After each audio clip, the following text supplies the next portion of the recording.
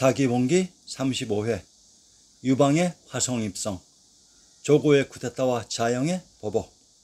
지록 위만은 조고의 입장에서는 자신의 지위를 공고히 해서 정적을 제거하는 좋은 방편이었지만, 2세 황제의 입장에서는 조고의 황권에 대한 도전의 신호탄이었던 것이다. 2세 황제가 정신을 차렸는지 드디어 조고를 의심하기 시작했다. 전국적인 반란의 혼란상을 현실적으로 깨닫게 된 것이며, 진나라 본국으로 몰려드는 반란군의 실상을 정확히 인식하기 시작했던 것이다. 이때 조고에게는 이러한 난관을 극복할 수 있는 마땅한 카드가 없었던 것이다. 승상 조고의 생각에 분명히 이러한 난관을 극복하지 못하면 2세 황제는 이러한 혼란에 대한 죄를 자신에게 씌워 처벌할 것이 분명했다. 그런데 나에게는 이것을 극복할 수 있는 카드가 현재 없다. 선택은 단 하나다. 내가 선수 치든지 아니면 죽든지. 조고는 2세 황제의 성격을 속속들이 알고 있었으므로 병을 핑계삼아 조정에 나가지 않고 2세 황제의 마음을 누그러뜨린 상황에서 2세 황제를 제거시킬 기습작전을 짜고 있었다. 통상 반정을 꾸밀 경우에는 왕위를 이을 인물을 옹립하고 나서 반정을 실행하는데, 조고의 쿠데타의 경우에는 애초에 왕위에 옹립할 인물이 없었고, 쿠데타 이후에 자영이 옹립되었던 종화로 미뤄 조고가 직접 왕이 되려 했던 것 같습니다. 조고의 쿠데타를 실행할 두 주인공은 자신의 사위인 염락과 동생인 조성이었습니다. 2세 황제 호해가 머물렀다는 망이궁은 전투성이 아니므로 사전에 치밀한 계획만 있으면 얼마든지 공략할 수 있는 곳으로, 염락의 반란군이 망이궁에 도착해서 공격을 개시하면서 망이궁의 수비대는 버티지 못하고 무너졌으며 도망가기에 급급했을 것입니다. 사구의 사건 이후 조고의 작품에 의해 어부지리로 얻었던 황제의 자리가 아니었던가. 그때 죽은 부수의 원한이 복수를 한 것인지 2세 황제 호해는 23살의 꽃다운 나이에 생을 마감했던 것이다. 망이궁을 습격해 2세 황제를 자결시킨 염락은 다음 단계로 주인을 잃은 황제의 옥새를 찾아가지고 조고에게로 돌아왔다. 황제의 옥새만 있으면 천하의 모든 국민들에게 명을 내릴 수 있다. 그런데 왕이란 내 뜻대로 되지 않는 법, 왕을 죽였다고 되는 것이 아니라 대의 명분과 자신을 왕으로 인정해줄 신하와 백성이 있어야 됩니다. 그런데 조고는 이 둘의 관계에서 모두 실패했나 봅니다. 대신들은 모두 두려워서 조고를 따르지 않았고, 조고 자신도 왕위를 이을 배짱이 없었던 것 같습니다. 조고가 왕이 되고자 갖은 궁리를 하며 옥새를 만지작거리고 있을 때 황금 같은 총각의 시간이 흘러가고 있었다. 천하의 왕위는 한순간도 비워둘 수 없는 법. 다급해진 조고는 새로운 황제를 옹립해야겠다는 생각으로 조정의 대신들과 왕족들을 불러 국사를 논의하기에 이른다. 첫 번째의 안건은 누구를 왕으로 옹립하는 것인가에 대한 문제이다. 2세 황제 호해는 왕위 등극 후에 자신이 정당한 방법이 아닌 조고의 강계하에 왕위에 등극한 사실이 두려워 형제들을 모두 죽인 상태이다. 그 형제의 자식들은 물론 나이가 어려 왕위를 이을 수 없었을 것이다. 2세 황제의 왕위를 이은 자영이 조고를 죽일 계획을 하였던 것으로 미루어 자영은 경험이 풍부하고 나이가 어느 정도 있는 사람임에 틀림없습니다. 그러한 인물은 단 하나, 진시 황제의 형제 중에 한 명일 가능성이 매우 높습니다.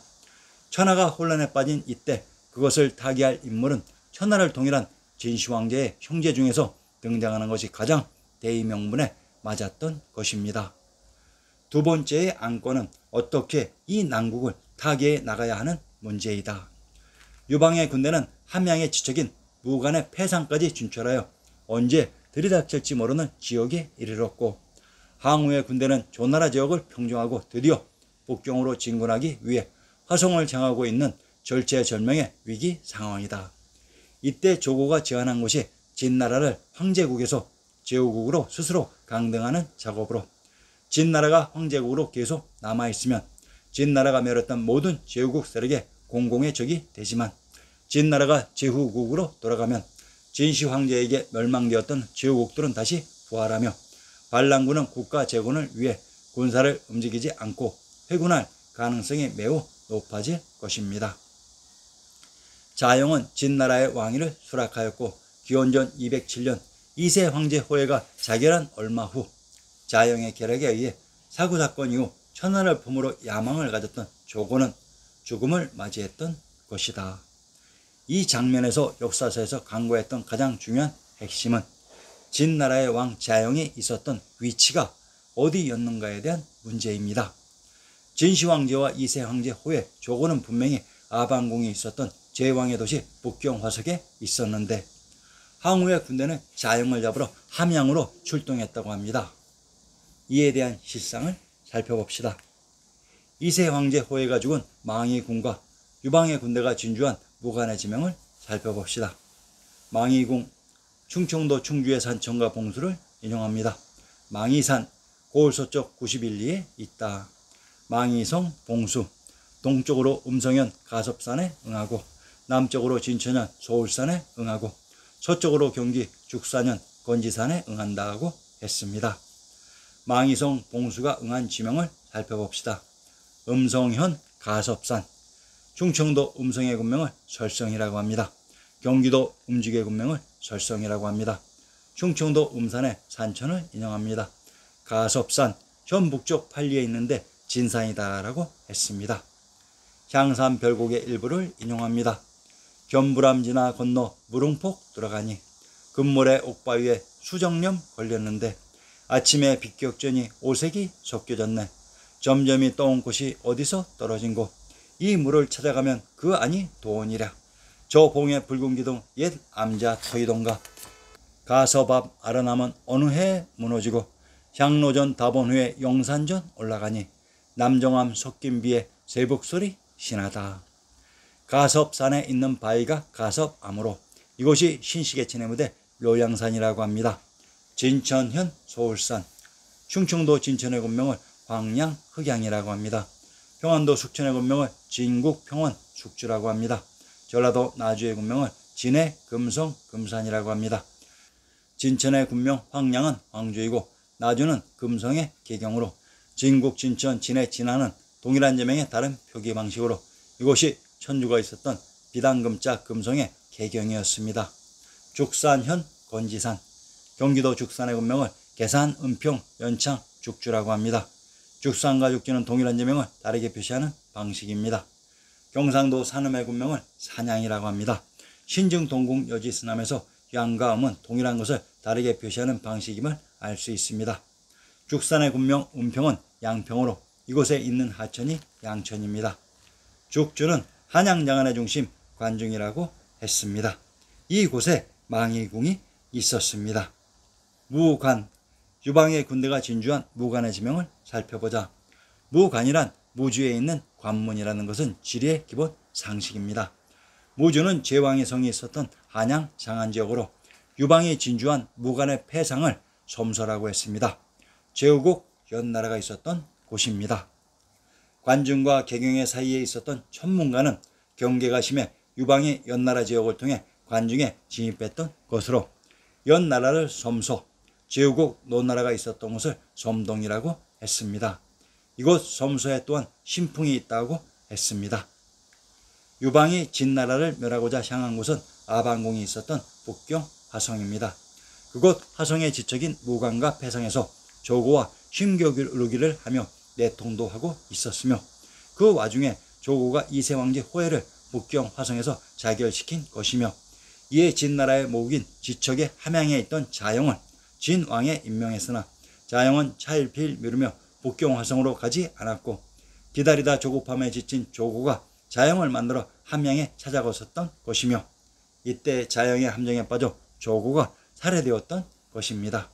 그래서 자영이 있었던 곳이 함양이 되었던 것입니다. 관중의 함양은 금강산에 기대고 있어야 됩니다.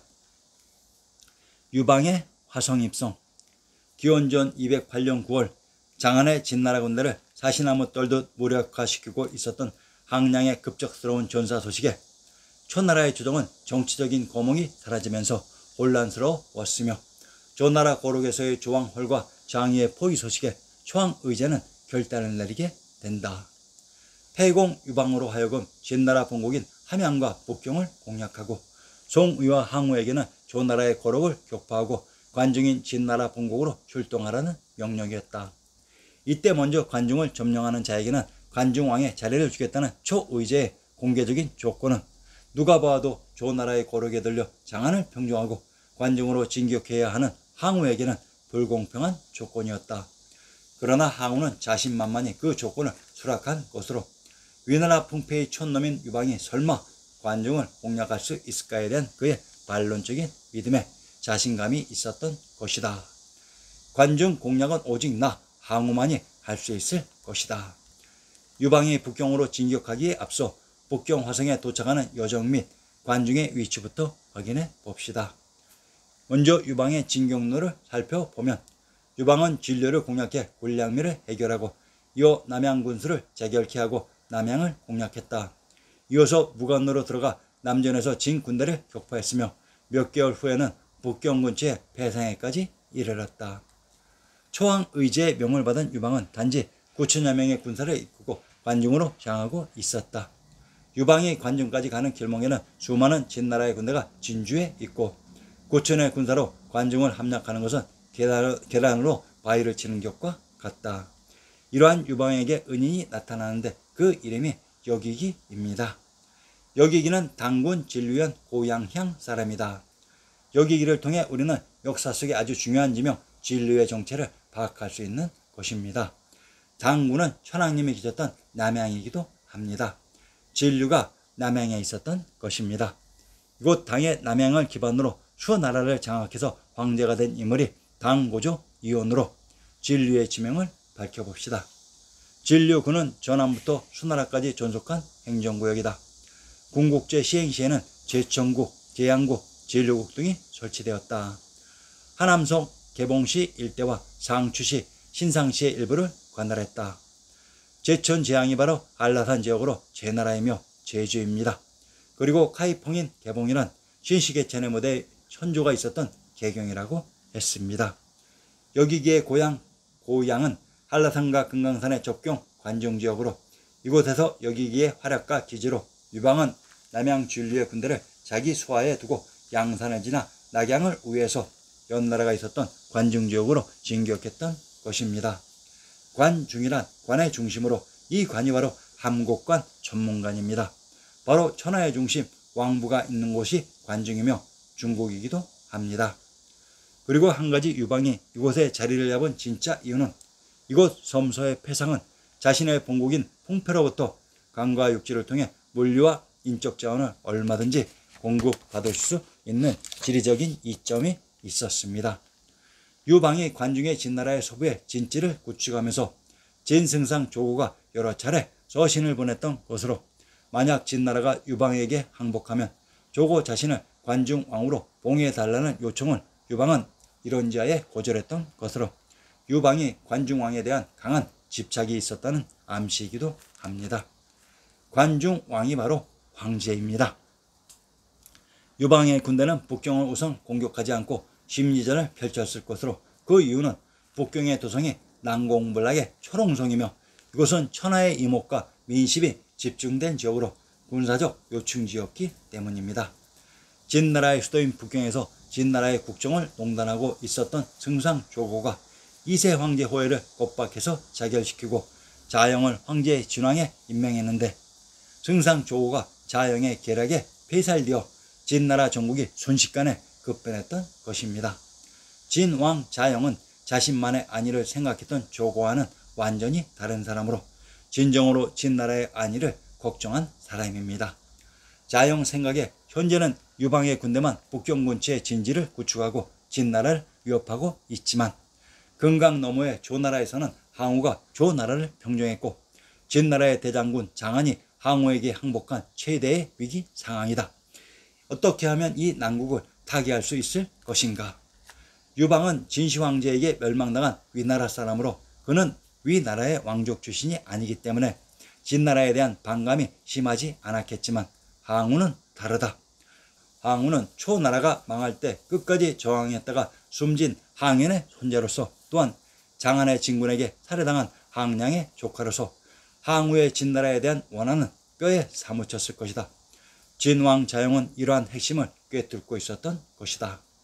유방이 진나라 정벌에 대한 출전문을 읽고 화성과 함양으로의 공격을 지시하자 진왕자영은 기다렸다는 듯이 죽었을 때나 입는 흰색 수의에 목에는 죽음을 의미하는 비단끈을 동여매고 길거리에 나와 무릎을 꿇고 유방을 기다리고 있었다.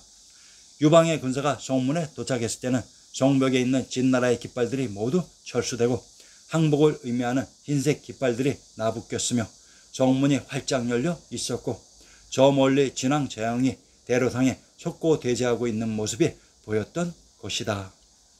모열 입성으로 진나라의 화성과 함양을 장악한 유방은 5가지의 약속을 공포한다. 첫째, 진왕자영을 죽이지 않는다. 이로써 진나라 왕족들의 두려움을 해소시키는 동시에 유방의 자애스러움을 부각시킨다. 둘째, 진나라의 전공인 화성의 아방궁에 기거하지 않고 군영에서 머물 것이다. 이로써 유방은 진시황제의 폭정에 의해 만든 화려한 아방궁이 아니라 군영에 머무르면서 진나라 백성들의 관심을 얻었고, 셋째, 보상을 받지 않는다. 이는 진나라로부터 어떠한 보상을 받지 않는다는 것으로 진나라 백성은 유방을 믿고 따랐을 것이며, 넷째, 이것이 그 유방은 약법 3장으로 살인을 하면 목숨으로 대가를 치루어야 하고 상해를 입히면 죄의 정도에 따라 형량을 매길 것이며 절도를 하면 죄의 경중에 의해 처리할 것이다. 그리고 마지막으로 그동안 진나라를 이끌어왔던 모든 진나라의 법은 이 순간부터 폐지된다. 그동안 폭정에 시달렸던 진나라의 백성들은 모두 유방 만세를 외치며 새로운 시대가 왔음을 모두 절실히 기원했을 것이다. 그러나 이러한 희망에 먹구름이 밀려오고 있었던 것이다.